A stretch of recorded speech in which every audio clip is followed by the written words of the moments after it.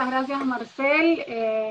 Hola a todas, a todos y a todes. Para mí es un honor estar acá y muchas gracias a UTEDIC por la invitación. Bueno, y les voy a hablar un poco cómo fue el proceso de escritura de la novela Cadáver Exquisito, de la cual hablaba Marcel, que acá no sé si la ven, y ponerlos un poco en contexto para aquellos que no leyeron la novela o que no la conocen. Como bien dijo Marcel, ganó el premio Clarín en 2017 y ya vamos por la 5ª edición. Con lo cual, para hacer una novela de una autora argentina desconocida, como soy, es considerada por mis editores, esto no lo estoy diciendo yo, un bestseller, ¿sí? Que además se tradujo a 6 idiomas y se va a traducir a 6 idiomas más y se va a hacer la serie. Y ahora estas son las cosas buenas que tiene el Zoom. Como estoy en mi casa, les puedo mostrar las tapas, los libros de los idiomas a los que se tradujo, porque a veces es lindo ver cómo resignificaron esta tapa original, ¿sí? Esta es la versión de Finlandia, no sé si la ven, que si abren y leen son puras consonantes y no se entiende absolutamente nada. Esta es la versión traducida al chino que se publicó en Taiwán, que se abre el libro al revés, ¿sí? Esta es la versión del Reino Unido. Esta es la alemana, que tiene una tapa excelente, que no es un pedazo de carne, y no sé si ven acá, ahí, dice 100% humano, tienen un humanito ahí. Esta es la tapa de Francia. Y me falta la de Turquía, que no la tengo, y esta es la tapa, que la dejé para lo último, de Estados Unidos, que se las muestro porque publicar en Estados Unidos es un enorme logro, porque Estados Unidos solamente publica un 4% de literatura extranjera, y eso incluye a, por supuesto, consagrados y consagradas, ¿sí? Así que haber entrado a este mercado es muy importante. Pero creo que lo mejor que está pasando con este libro, por lo cual estoy sumamente agradecida, es que lo están dando en muchísimas escuelas y en universidades como parte del programa, ¿sí? Entonces, pues bien, ¿de qué se trata esta novela? Básicamente habla de la legitimación del canibalismo. Hay un supuesto virus que afecta a los animales, se los vuelve incomibles, y entonces se empiezan a faenar humanos en frigoríficos. Y el protagonista, Marcos Tejo, que trabaja en un frigorífico donde se faenan humanos, hace el recorrido de la carne. O sea, va a la curtiembre, va a la carnicería y va al criadero, donde se crían humanos, y se queja de cuestiones de logística con el dueño, y entonces el dueño le regala una hembra para que faene o para que críe. O sea, básicamente le está dando una mujer para que tenga en su galpón desnuda, ¿sí? Y así empieza la novela, y no les voy a contar más, y no les voy a spoilear nada, no se preocupen. Entonces, ¿cómo se me ocurrió esta idea tan truculenta, diría mi madre, que usa esa palabra que me encanta? La idea empezó a gestarse durante las largas veladas en el restaurante de mi hermano, que, bueno, antes de la pandemia, ¿no? El restaurante que se llama 811, a quien, bueno, a Gonzalo Basterrica es el nombre de mi hermano, a quien le dediqué la novela. Gonzalo es chef y trabaja con comida orgánica, y con una propuesta que es bien interesante. La cocina de Gonzalo es el resultado de su trabajo de investigación, que empezó en Francia, después siguió en Estados Unidos y después en Argentina, ¿no? Porque él es un estudioso de la alimentación consciente. Investiga tanto, por ejemplo, que es una de las pocas personas que yo conozco que tiene en la terraza de su restaurante una huerta hidropónica.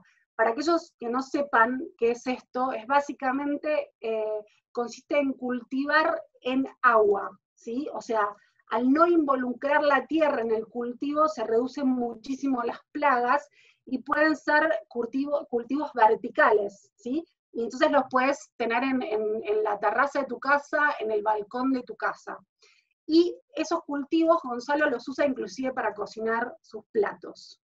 Entonces, a través de su cocina y su búsqueda, logré entender que la alimentación te puede enfermar o te puede curar, que efectivamente somos lo que comemos, que no es lo mismo comer que alimentarse, y que hay que aprender a incorporar los nutrientes y a que el cuerpo además los asimile.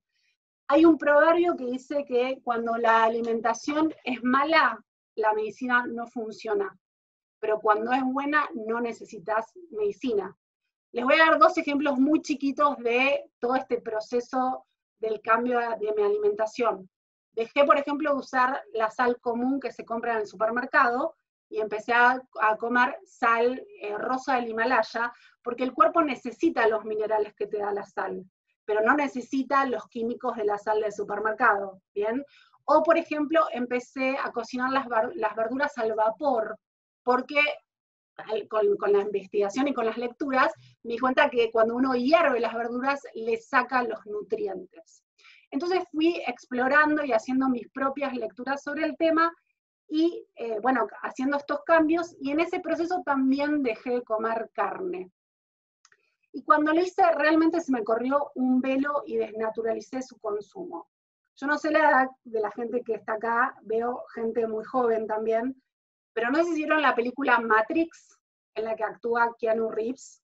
Bueno, fue realmente como tomarme la pastilla que se toma Keanu, que se le devela un mundo nuevo, dejar de comer carne, y para mí ahora es un pedazo de cadáver.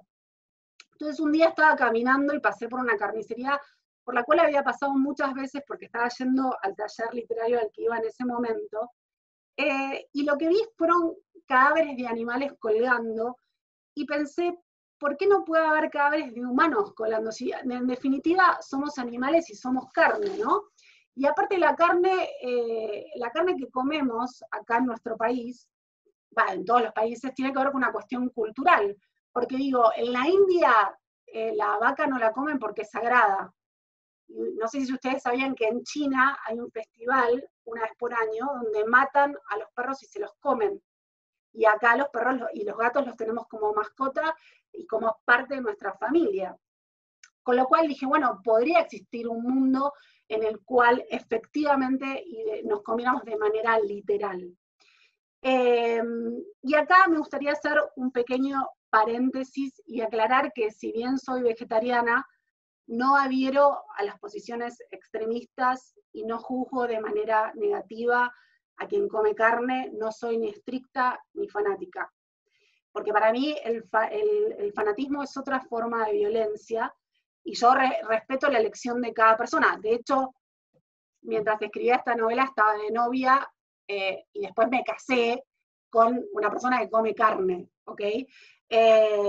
O sea que solamente cuando escribí esta novela, solo intenté responder a una pregunta: ¿qué pasaría si nos comiéramos de manera literal?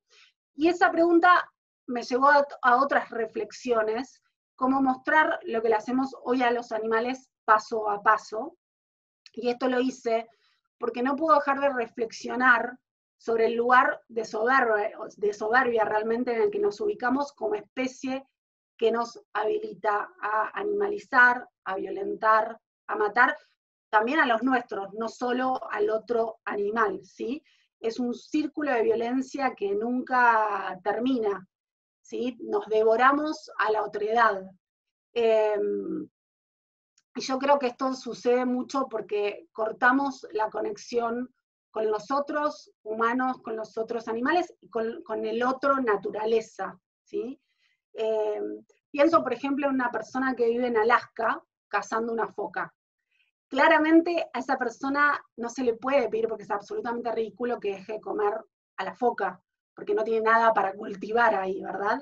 Pero la persona que vive en Alaska no caza 1500 focas y las tiene hacinadas y las llena de antibióticos para después venderlas más caras en el mercado y llenarse de plata. Digo, hay un respeto con la naturaleza, porque sabe que depende del ambiente en el que vive y de la ecología que funcione para poder alimentarse, ¿no?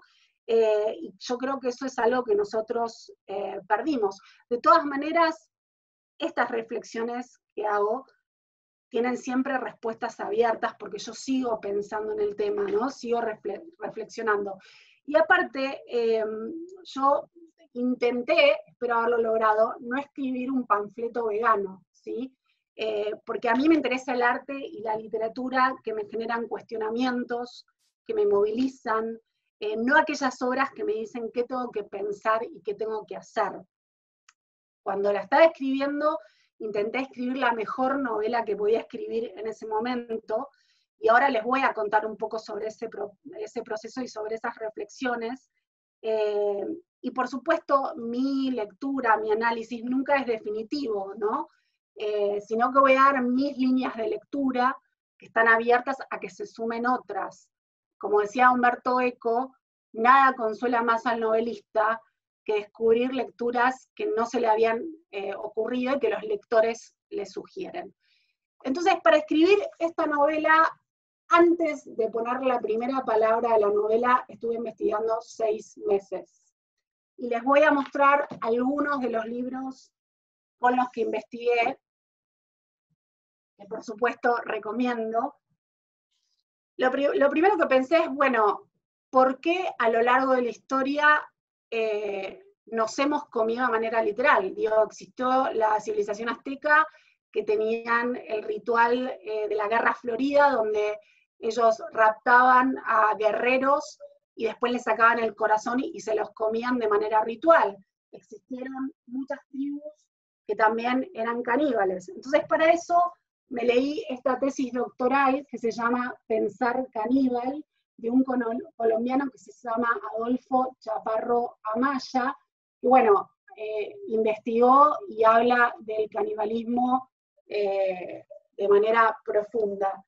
Y también lo leí a Lévi-Strauss, este libro que se llama Todos somos caníbales, que tiene muchos artículos, entre los cuales hay uno que se llama así, Todos somos caníbales, y del cual les quiero leer un fragmento cortito. El canibalismo en sí no tiene realidad objetiva alguna. Es una categoría etnocéntrica, no existe sino a los ojos de las sociedades que lo proscriben. Toda carne, sea cual fuera su procedencia, es un alimento caníbal para el budismo que cree en la unidad de la vida. A la inversa, en África hay pueblos que hacían de la carne humana un alimento como cualquier otro, cuando no el mejor, el más respetable, el único que tiene un nombre, decían. Y después leí sobre los derechos de los animales y me encontré con esta filósofa argentina que da clases en la UBA, en la Facultad de Filosofía y Letras, facultad en la que yo estudié, que se llama Mónica Cragnolini, y el libro es Extraños Animales, y toca el tema desde el punto de vista de la filosofía, ¿sí? Es otro libro que por supuesto recomiendo y que les voy a leer el primer párrafo.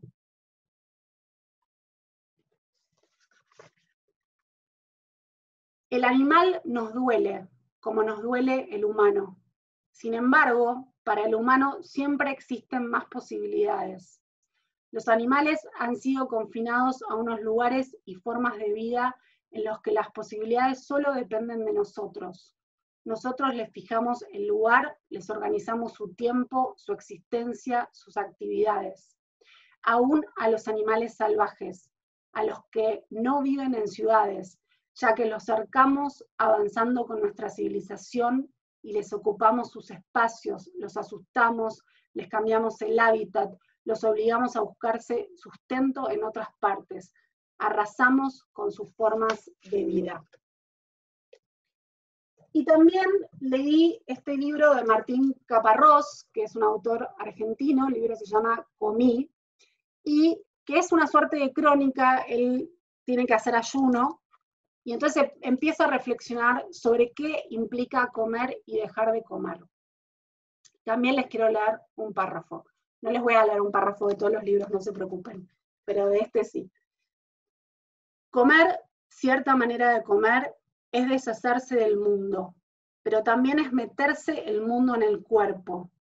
Comer unas papas fritas es tragarse el trabajo de unos jujeños que emigran cada año al sur de la provincia de Buenos Aires para la cosecha de la papa y se hunden en el barro y duermen en barrancones fríos durante semanas por una paga vergonzosa mucho mayor que la que le pueden conseguir, la que la pueden conseguir en sus lugares. Comer unos brotes de soja es masticar el nuevo orden argentino basado en la explotación depredadora de tierras que se agotarán en unos años, vacías de población y derrochadas. Comer es llevarse a la boca relaciones de producción, biografías, injusticias varias, uso de los recursos naturales, conflictos internacionales, tabúes religiosos, elecciones culturales y más, y más, y más. Y también leí ficción, que les voy a recomendar solo algunos libros, porque leí muchísimo. Juan José Saer, El Entenado. Juan José Saer creo que es uno de los mejores escritores de la Argentina, que por supuesto recomiendo que lean toda su obra, pero en El Entenado hay ciertas escenas de canibalismo, pero obviamente la obra va mucho más allá, como todas las obras de Saer, que tiene análisis con un nivel de profundidad increíbles, habla sobre el viaje al origen, esta novela también, ¿sí? Así que esta se las recomiendo especialmente. La vegetariana de Han Kang, que es ella es una coreana, ganó este premio, el Man Booker Internacional del 2016, que es uno de los premios literarios más importantes del mundo, y esta novela habla de una mujer que deja de comer carne, y con esa decisión resiste el machismo de su marido, ¿sí? Así que también se los recomiendo. Y este libro de Ana Paula Maia, de Ganados y de Hombres, ella es una brasilera contemporánea, transcurre en un frigorífico donde faenan vacas, y a mí me sirvió muchísimo para entender cómo es el proceso de faenado para después escribir mi obra. Y se los dejé último porque también a lo largo de esos 6 meses estuve estudiando y viendo muchísimos videos en internet que no les recomiendo que vean porque son horrorosos, de cómo faenan a las vacas, a los cerdos y a los pollos, y me bajé instructivos de las maquinarias que usan, vi videos institucionales, hay un video inclusive que muestran cómo limpian las tripas, ¿sí? Así que bueno, todo ese proceso me llevó más o menos 6 meses, y la novela, cuando me senté a escribirla, tardé más o menos 1 año y medio. Y para que entiendan qué importante es para mí la palabra, que después voy a hablar un poquito más, hay una escena en la novela de sexo, ¿sí? No voy a decir entre quiénes para no spoilear, pero para escribir esa escena que me llevó, que digamos ocupa 3 páginas, leí 5 libros eróticos. ¿Por qué? Porque quería saber cómo decir la palabra pene. Si decía pene, ¿qué escribía? Pene, miembro viril, digamos, ¿qué palabra usaba? ¿No? Porque no es lo mismo usar una palabra que la otra. Uno como lector está leyendo en un registro, en un tipo de lenguaje, y si de repente se encuentra con la palabra, no sé, socotroco, digo, ahí se rompe, ¿no?, el pacto con el lector, porque uno se sorprende al escuchar esa palabra. Entonces yo tenía que ver qué palabra usar. Finalmente, después de leer esas 5 novelas, decidí no usar la palabra pene. Pero para tomar esa decisión, leí las 5 novelas, ¿ok? Bueno, así que yo creé una ficción donde muestro cómo se construye una matriz, básicamente, y cómo se va naturalizando ese consumo de carne humana. De hecho, muchos lectores me dijeron, la empecé a leer y dije, qué horror, carne humana, y después me empezó a parecer natural que se comieran los unos a los otros. Entonces, para que eso suceda, la gente tiene que aceptarlo de manera desapasionada, como lo hacemos hoy con tantas costumbres que no cuestionamos. Pienso, por ejemplo, en la matriz, en todas las matrices que hay muchísimas, pero digo por nombrar 2. En la industria de la leche, que nos dice que la leche de vaca es la que tenemos que tomar. Pero me pregunto, ¿esa leche no fue creada para el ternero? ¿No? ¿Y por qué no tomamos leche de otros mamíferos como, no sé, jirafas, ratas, osos? ¿No? La industria tiene muchos mecanismos de persuasión para generar miedo. Entonces, lo que nos dicen es, sin leche no vas a obtener el calcio y vas a tener problemas de osteoporosis, por ejemplo. O pienso en la matriz de la belleza, ¿no? Una industria de millones que depende de un simple hecho, que no estemos conformes con nosotros mismos. Y para lograr eso te bombardean con publicidades indicándote el tipo de belleza hegemónica, ¿no? A la que deberías aspirar, y para eso las personas se hacen operaciones riesgosas, se agregan implantes mamarios, se matan de hambre, se torturan con culpa, y hagan lo que hagan, nunca van a alcanzar el ideal. Porque claro, es una meta imposible, porque si fuera natural lucir de esa manera, la industria no facturaría lo que factura. Entonces, esas matrices también se van construyendo, y se construyen con el miedo, con los medios, con grupos de poder, digo, etcétera, etcétera, etcétera, pero también con el lenguaje que es cómplice. Y las palabras son muy poderosas y crean la realidad.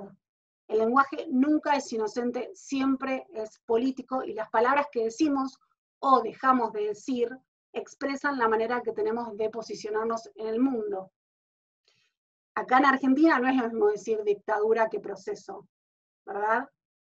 Habla de dos maneras de ubicarnos en el mundo.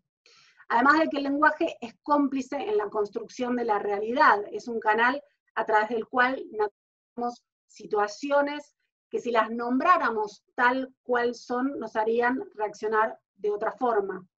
Entonces, me parecía importante que en una distopía como es Cadáver Exquisito, en donde lo que yo hago es construir una nueva realidad, en la cual es legal comer humanos, que el lenguaje estuviera completamente presente. Por eso que hay palabras prohibidas en la novela como canibalismo. En la novela no se dice somos caníbales, ni tampoco se nombra a los humanos comestibles como personas, se le dice producto o cabeza. Frecuentemente el lenguaje oficial encubre situaciones, promueve el ocultamiento, y la poesía, en mi opinión, y la literatura y el arte en general revelan y develan. Y los silencios tampoco son inocentes. Si el lenguaje es limitado, el mundo es limitado. Lo que no se puede nombrar no existe, no tiene entidad para el discurso oficial. Pero, por suerte, hay personas que cuestionan ese discurso oficial, son esas personas que saben leer la trama compleja de la realidad y las que van más allá de la matriz.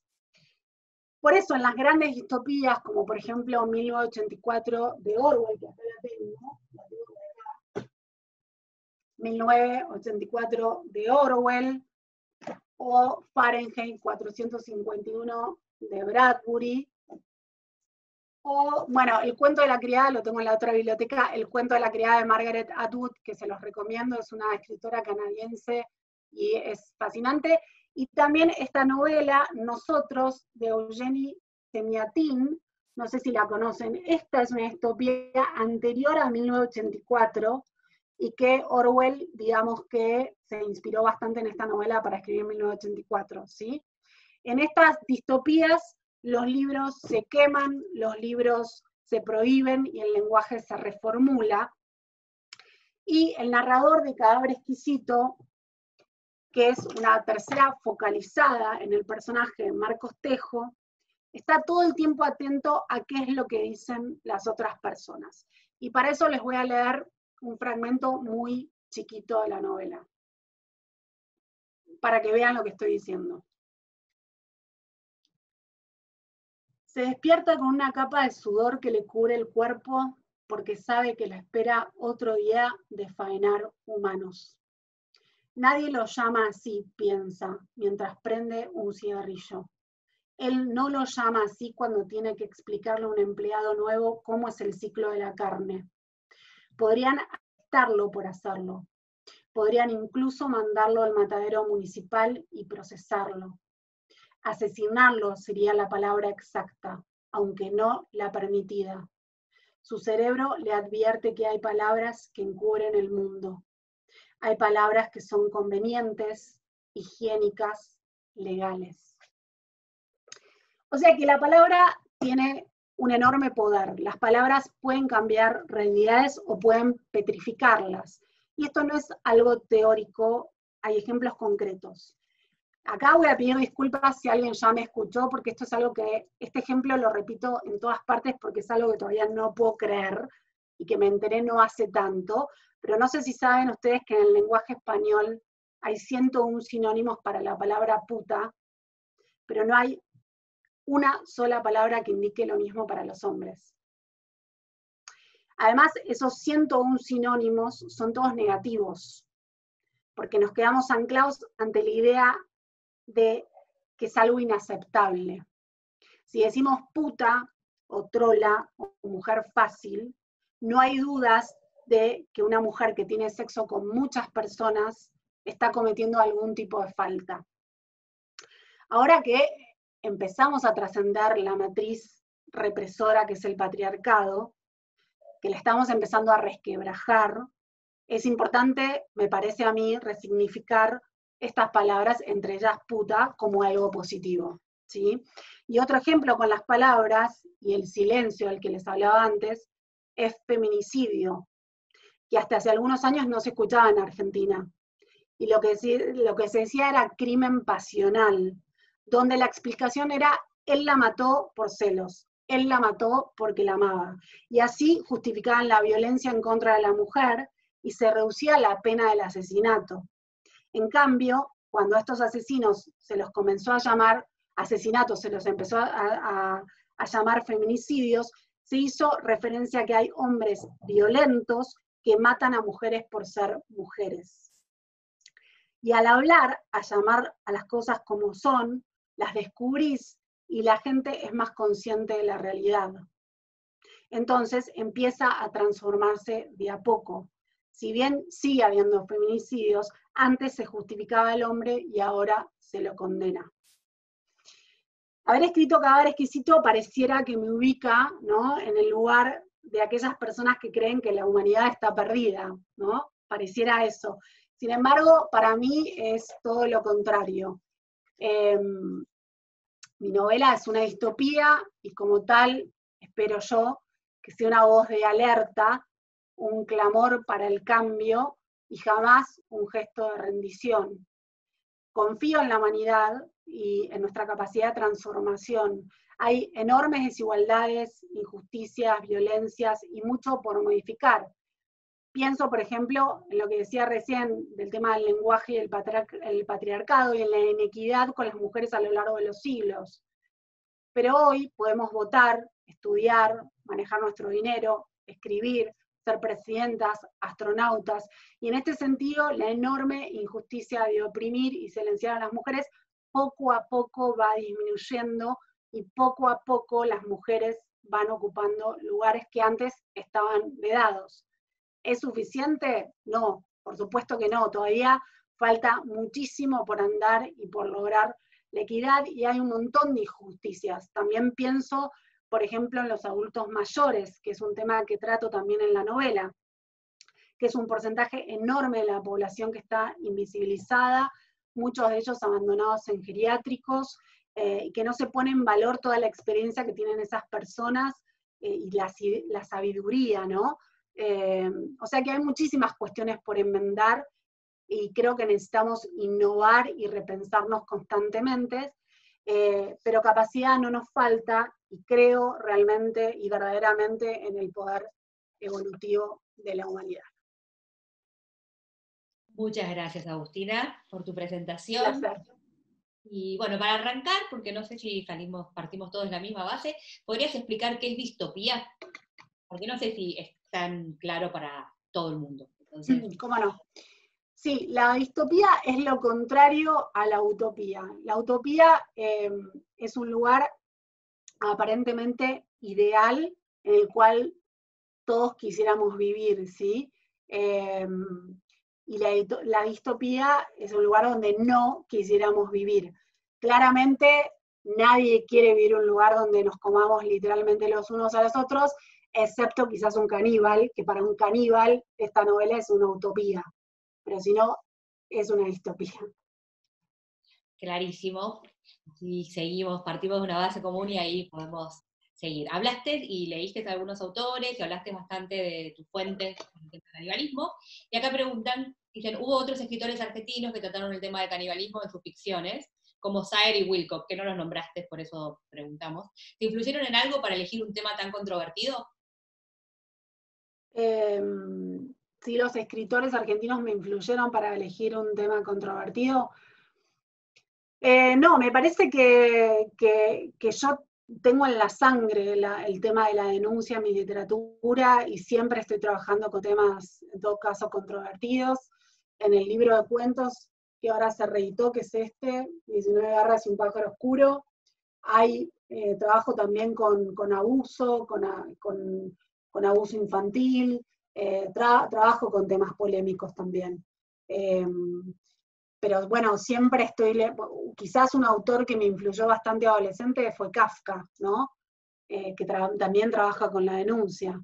Pero sí, lo que dije en su momento cuando gané el Clarín, es que, y vos lo nombraste, Marcel, el hecho de tener un ciclo, que ahora no lo estamos haciendo, ¿no? Pero un ciclo donde invitamos a escritores y escritoras, y lo hicimos durante 5 años, invitamos a más de 100, me influyó para escribir esta novela en el sentido de que leía muchos contemporáneos, cosa que yo no hacía. O sea que por ahí hay influencia de contemporáneos en general. Perfecto. Igual, digamos, lo que quería aclarar es que el tema controvertido era el canibalismo, no los escritores. Ah, ¿no? bueno, sí.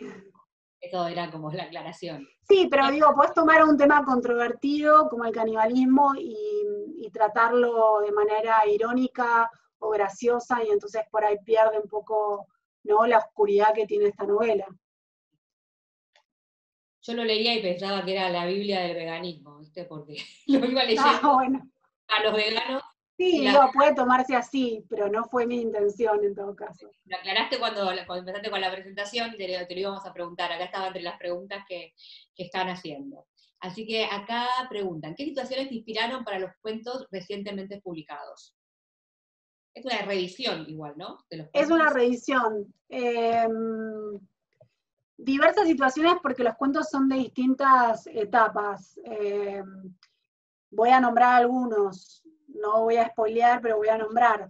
El cuento Roberto, que habla de una nena que tiene un conejo entre las piernas, por ejemplo, que habla también de un abuso, lo escribí a los 19 años, ahora tengo 46, y lo escribí como ejercicio de taller, y habíamos leído hace poco Carta a una señorita a París de Cortázar, que el protagonista vomita conejos, y yo creo que tenía los conejos dando vueltas en la cabeza cuando escribí ese cuento.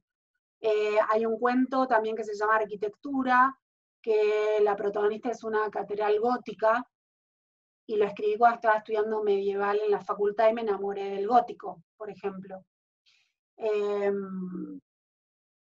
Hay otro cuento que se llama Elena Marie Sandoz, que lo escribí después de leer a Thomas Bernhard, que es un autor que recomiendo, pero es durísimo, porque Bernhard escribe con repeticiones y obsesiones y repeticiones, y sus libros realmente te trastornan. Pero es tan particular su literatura que muchos escritores lo quisieron invitar. Yo no soy la primera ni seré la última. De hecho, hay un escritor que se llama Castellanos Moya, que escribió una novela, El Asco, donde imita el estilo de Bernhard, y por supuesto dice que lo imita, ¿no? Y hay otros más que lo hicieron. Así que, digamos, los temas por ahí surgen por cuestiones que leo, por cuestiones que me interesan, pero básicamente de lo que hablo acá, como dije antes, es de la denuncia, hablo de abusos, hay muchos personajes femeninos a las que les pasan cosas, mandatos, el mandato de me tengo que casar y tener hijos, eso también está presente, bueno, y eso. Nombraste el cuento arquitectura y justo acá queríamos preguntarte, ¿en qué medida influyó en tus estudios de arte en la escritura de ficción narrativa? Influyó en que tengo un bagaje de imágenes en la cabeza que jamás tendría si no hubiese estudiado la carrera que estudié, primero. Después en que, por ejemplo, en esta novela es muy visual, ya tuvo más de 20 propuestas para ser filmada, creo que por eso, porque es muy visual, y eso me lo dio la carrera también. Y bueno, y esta gran cultura general, ¿no? Que cuando vos estudias arte, no solamente estudias la obra de arte, sino todo el contexto alrededor, tenés que estudiar la historia y por qué, la parte del artista, pero sobre todo es historia del arte, ¿no? Entonces tenés que estudiar historia, como no sé, el nacimiento del cristianismo, por ejemplo, para estudiar todo el medioevo, bueno, etcétera, etcétera. Entonces, para mí fue muy importante estudiar esa carrera, y sin duda mi literatura cambió gracias a eso. Acá en Facebook, Graciela Sereno pregunta, para inocular ideología, lo primero es construir un paradigma de léxico acertado. ¿Cómo no entendí la pregunta? Para inocular ideología, lo primero es construir un paradigma de léxico acertado. No, me parece que depende de muchas cosas, tiene que ver con la educación, aparte de con el léxico. Por supuesto que las palabras, como dije antes, son importantes, pero me parece que tiene que ir incluidos un montón de aspectos, entre ellos la educación, por supuesto. Y acá Matías pregunta, me gustaría saber si para escribir la novela Agustina visitó un matadero. Entiendo que tiene un exhaustivo trabajo de investigación, pero ¿llevó esa investigación a un trabajo más de campo? Quise visitar un matadero, hice las averiguaciones, pero no me dejaron, porque en teoría no dejan entrar civiles. De todas maneras, aclaro que hubo gente que leyó la novela y que trabaja en lo que es la carne, o que trabajó en frigoríficos o en cuestiones relacionadas con la carne, y me dijeron que es así, que es exactamente como yo lo describo. De todas maneras, mi respuesta, si cometía errores, iba a ser que yo sepa, no existe ningún frigorífico de humanos. Con lo cual no sabemos cómo se faenan humanos, ¿verdad? Igual tenés bastantes adjetivos para cada, digamos, para cada pedacito, para cada cosa que se hace, hay como muchos verbos en la Sí, novela. específicos. Específicos, muy específicos. Acá preguntan, ¿qué provoca en los lectores la lectura de Cadáver Exquisito? ¿Qué reacción, si te llegaron las reacciones? Sí, de todo. La otra vez me escribió una lectora que le terminó el libro, se quedó en shock por el final, dejó pasar 2 horas y volvió a agarrar el libro y leer el final a ver si cambiaba, el final en el medio. A ver si de repente había otro final, ¿no? Esa fue una lectora que me escribió. Otra gente tuvo náuseas, gente que tuvo que dejar de leerlo y retomarlo, gente que dejó de comer carne después de leer el libro. Una señora me denunció en la SADE es la Sociedad Argentina de Escritores, y me denunció porque estaba indignada con el final, no les voy a decir por qué, digamos. Y bueno, me denunció, que fue maravilloso eso, digo, para mí fue un piropo, ¿no? Porque, digo, reaccionó a tal punto de agarrar la cartera e ir a la SADE, y la SADE no puede hacer nada, digo, no es que pueden decir vamos a sacar este libro de circulación, no hay nada que pueda hacer con eso. Otras reacciones en escuelas, que alumnos que hicieron trabajos, alumnos que me dijeron que no son lectores, pero que leyeron esta novela entera y que a partir de eso quisieron leer más, que eso es lo que me da más alegría. Un chico que me escribió diciéndome que la había leído él, se la había pasado al padre, después al hermano, y que entre los 3 habían hablado de la novela, ¿no? Y para mí eso es maravilloso, porque digo, salen de Netflix un poco para tener una conversación en familia sobre un libro. Así que nada, reacciones muy positivas, una persona con problemas de fertilidad, que acá también es un tema que se toca, también me escribió por eso, y yo la aconsejé porque sé del tema, así que es maravilloso todo lo que está pasando con la novela. Bien, acá desde Jujuy preguntan, ¿qué querés lograr con tu literatura? ¿Crees que tus libros mejoran el mundo? Bueno, un poco lo que dije antes, a mí me gustaría que mi literatura genere cuestionamientos, ¿no? Hay una frase de Kafka que dice, un buen libro debería romper el mar helado que hay dentro nuestro, ¿no? Como, bueno, generar ciertos, digo, desgarros, ciertas cuestiones para que la gente vea el mundo de otra manera, sería eso. No sé si cambia el mundo, por ahí sería bueno que la literatura cambie maneras de pensar o genere estas preguntas para que la gente vea el mundo diferente y empiece a cambiar sola, ¿no? Acá están preguntando, ¿qué atributos tiene que tener un escritor o escritora según tu opinión? ¿Qué atributos? Bueno, principalmente una enorme pasión por lo que hace, porque escribir es muy difícil. Hay una novela de Juan José Becerra que se llama El artista más grande del mundo, que es muy gracioso porque dice, hay gente que quiere publicar pero no quiere escribir la novela, ¿no? Entonces escribir requiere de muchísimo trabajo y mucha frustración, porque a veces estás 1 año, 2 años con una novela y después no la puedes publicar por 1000 motivos. Entonces, ir más allá de todo eso, ir más allá de querer ser escritor y querer, digamos, y quedarse en querer escribir.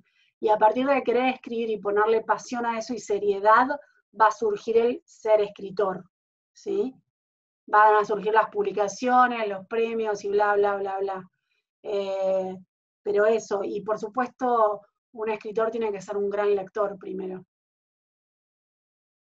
Acá Silvana Miseli pregunta, ¿considerás que en este contexto pandémico la novela genera un efecto especial en los lectores?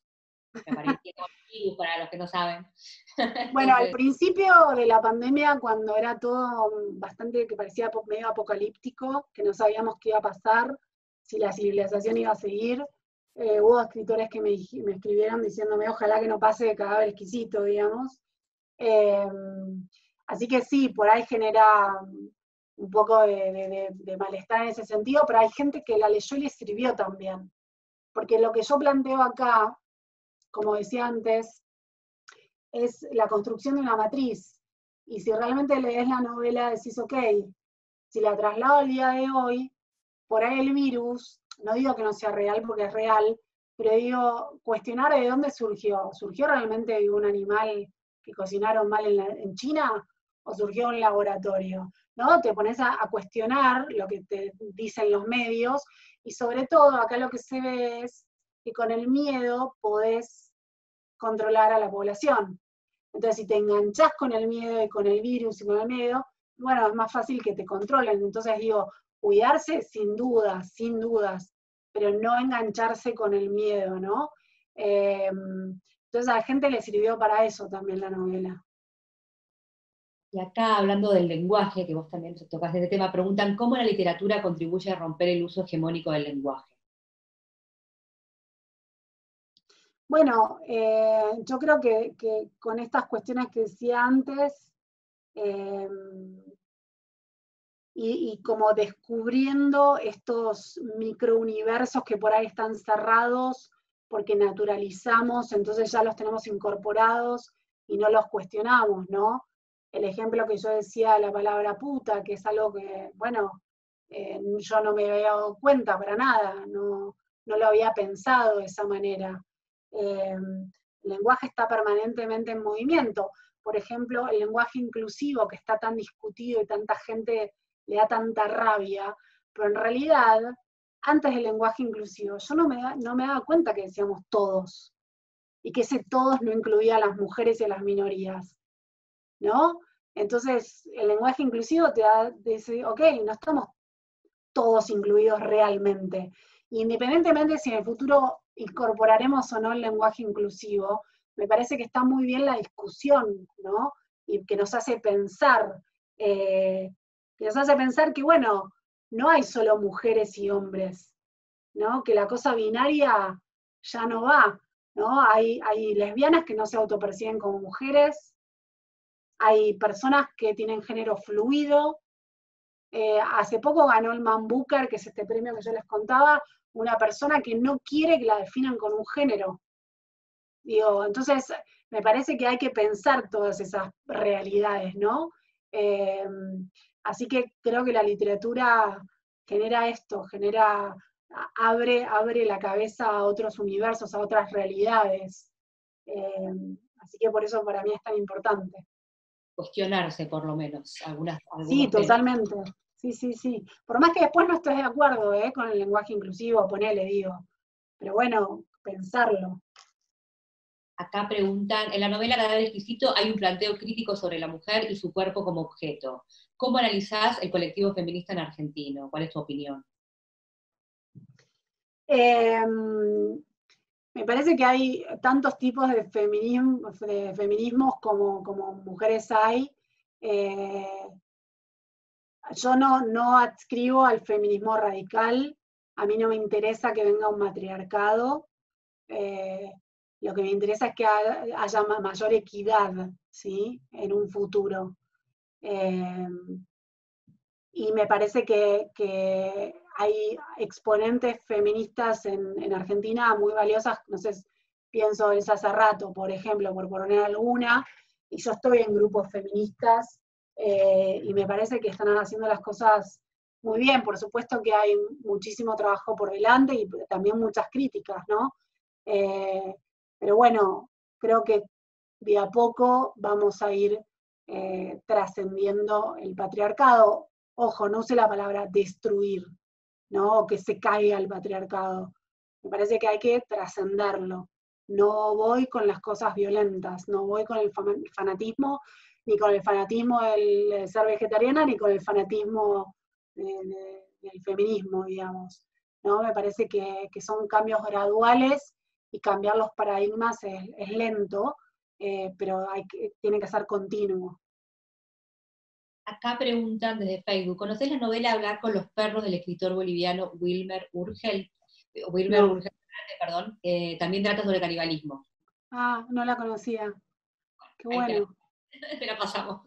Para Pará, que, ¿me la repetís de nuevo? ¿Cómo es? bueno, Hablar con los perros, ¿Hablar con los perros? de Wilmer Urgel, con doble L, Zárate. Bueno, gracias. No, de nada. Y acá preguntan, ¿qué novelas recomendarías como puerta de entrada para que las personas se involucren en la literatura? Uf, qué pregunta. Muchas, pero bueno, voy a decir algunas. La Metamorfosis de Kafka, sin duda, es una novela que recomiendo ampliamente. Los cuentos de Flannery O'Connor también. Y ahora me gustaría recomendar algunos contemporáneos argentinos. Hay una novela de Ángeles Salvador que se llama El papel preponderante del oxígeno, que se las recomiendo muchísimo, es muy graciosa además. Lo mismo que la novela nombré antes, El artista más grande del mundo, de Juan José Becerra. Es una novela polémica, la vimos en mi taller de lectura y hubo gente que la amó y gente que la odió, como los gatos, ¿no? La amaron o la odiaron, pero bueno, fíjense ustedes si la aman o la odian. Hay otra gran novela de un escritor argentino contemporáneo, Roque Larraqui, que se llama La Come Madre, que es excelente. Para aquellas personas que leyeron Frankenstein, les recomiendo mucho La mujer que escribió Frankenstein, de Esther Cross, que cuenta cómo se concibió, cómo Mary Shelley concibió Frankenstein, cómo era la época en la que la escribió, que es excelente ese libro. También les recomiendo una distopías de un escritor argentino que lamentablemente murió muy joven, se llama Rafael Pinedo, y escribió 4 cosas nada más, o sea, son 2 libros. Plop, que es una novela distópica, y dos novelas y un cuento. El cuento mucho, bueno, no me gustó, pero no importa. Las novelas son Frío, que es excelente, y Subte, que también, y bueno, El laberinto, que es el otro. Así que ese escritor se los recomiendo. Y también hay una escritora española, pero que publicó acá en Argentina, que se llama Ariadna Castarlenau, y escribió una distopía que se llama Quema, que es excelente. También una escritora argentina que recomiendo es María Gainza, con El nervio óptico, que ahí habla de arte, específicamente porque ella estudió historia del arte también. Y esa no es una novela, es una novela, pero podrían ser cuentos, pero podrían ser crónicas, bueno, es como, no se sabe bien el género y es muy buena.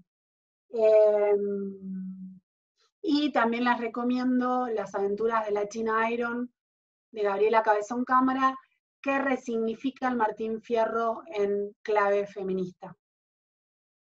Buenísimo, tomamos nota ahí y va a quedar también después en el video para que puedan agendar. Acá preguntan, a la hora de sentarte a escribir, ¿tenés un método o la inspiración nace del caos? Bueno, mi método es esto de primero investigar y leer muchísimo. Para todas, y a para los medida cuentos, que... ¿Cómo? para los cuentos también, porque eso sí lo contaste de la novela Cadáver Exquisito, pero para los cuentos, para todos. Sí, para el cuento depende del cuento, pero por ejemplo, les digo un cuento, Rosa Bombón. Rosa Bombón habla de un suicidio kitsch. Yo quería hace muchos años escribir un suicidio kitsch y no sabía cómo encararlo. Y estuve años pensándolo, años. En la facultad, y para esto también sirvió la facultad, estaba leyendo un texto de un grupo de artistas argentinos que se llamó La Nueva Figuración, donde estaban Felipe Noé, Machio, bueno, de la Vega, distintos artistas, y ellos estaban en contra del Rosa Bombón. Yo dije, esto es un título. O sea que ahí tenía dos elementos: escribir el suicidio del kitsch y el título, y nada más. Y después, años después, me regalaron un libro de autoayuda, porque sé que pensaron que lo necesitaba, y ahí dije, claro, este es el narrador que tengo que usar. Entonces, el cuento está narrado como si fuese una autoayuda, o sea, la protagonista ni siquiera tiene la voluntad para suicidarse, sino que la van guiando en un suicidio. Haga tal cosa, haga una lista, haga lo de más allá, haga lo de más allá. Entonces, así, por ejemplo, escribí Rosa Bombón. Para arquitectura, que es el cuento que te comentaba, estaba estudiando el periodo gótico y bueno, revisé mis apuntes, ¿no? Para escribirlo, básicamente. Y hay otros cuentos que salen de manera más visceral. Hay un cuento acá que se llama Infierno, que habla de 3 señoras que tienen un pájaro encerrado en una jaula y al que torturan. Y está escrito con un lenguaje, con un registro, un español muy barroco, muy denso, porque yo quiero que el lector sienta ese agobio con el lenguaje. Ahora bien, cuando lo terminé de escribir, se lo mandé a una amiga para que lo lea. Me dijo, está buenísimo, pero también está buenísimo, tiene 666 palabras. Fue como, ¿qué? Nunca me di cuenta que tenía 666 palabras, ¿no? Y por supuesto que en todas las correcciones la respeté las 666 palabras. Pero este cuento lo escribí, después me di cuenta, porque en la facultad, en la única materia en la que me bocharon, yo tenía muy buen promedio porque era muy traga, en la única materia en la que me bocharon 2 veces. La tercera vez aprobé porque no estaba esa profesora, o sea, claramente el problema era la profesora, pero las 2 veces que me bocharon, eran 3 las que me tomaban el examen, como las 3 viejas torturando al pájaro. O sea que claramente ese cuento fue una descarga que yo necesité de ese final. Convertirlo en cuento, por lo menos. Claro. Acá Silvana pregunta si estás trabajando en alguna otra obra porque tiene muchas ganas de seguir leyéndote. Sí, estoy trabajando en una novela que estoy investigando, no sé cuánto tiempo me va a llevar, porque son varios temas, son muchos más temas que Cadáver Exquisito. Así que no sé, estoy en eso. Hacen eso. Y después pregúntame de Facebook, el nombre es War Room, así que debe ser un... dice, Agustina, ¿leíste a Tolstoy o a Gogol? ¿Qué opinión te merece la literatura rusa? Mira, leí hace poco y estoy fascinada con Dostoyevsky y Crimen y Castigo, que de hecho Dostoyevsky la escribió creo que en 1866, y ya ahí nombra un virus que nace en Asia e invade Europa en el epílogo. Así que quiero seguir explorando la literatura rusa, que me falta leer un montón, pero fascinada con lo moderno que es Dostoyevsky. Así que sí, voy a encarar más literatura rusa. Bueno, desde acá te quiero agradecer, ahora te paso la palabra a Marcel, y bueno, y contarte que todo esto va a quedar grabado, que pueden volver a verlo, y bueno, agradecerte mucho por todas tus respuestas y por tu tiempo. Bueno, qué bueno que me hice las uñas, que si queda grabado, por lo menos tenía las uñas hechas. Bueno, estamos en casa, Agustina. Así que ha sido un placer escucharte. La verdad que en estos momentos, viste, la literatura es lo mejor para este encierro que tenemos hace 6 meses. Así que también es decirle que tenemos una biblioteca virtual y están 2 libros tuyos. Así que para los compañeros y compañeras que quieran leerlo, está el libro de Agustina, el cadáver exquisito, y 19 garras y un pájaro oscuro. Así que bueno, el que quiera leerlo ya está en nuestra biblioteca virtual. Y bueno, muchísimas gracias y ha sido un placer. En nombre del secretariado. Igualmente para mí, y muchísimas gracias. Bueno, y aunque sea en la virtualidad, creo que estamos todos y todos conectados, así que muchísimas gracias por tener y darme este espacio para hablar de la novela. Muchísimas gracias a todos y a todas.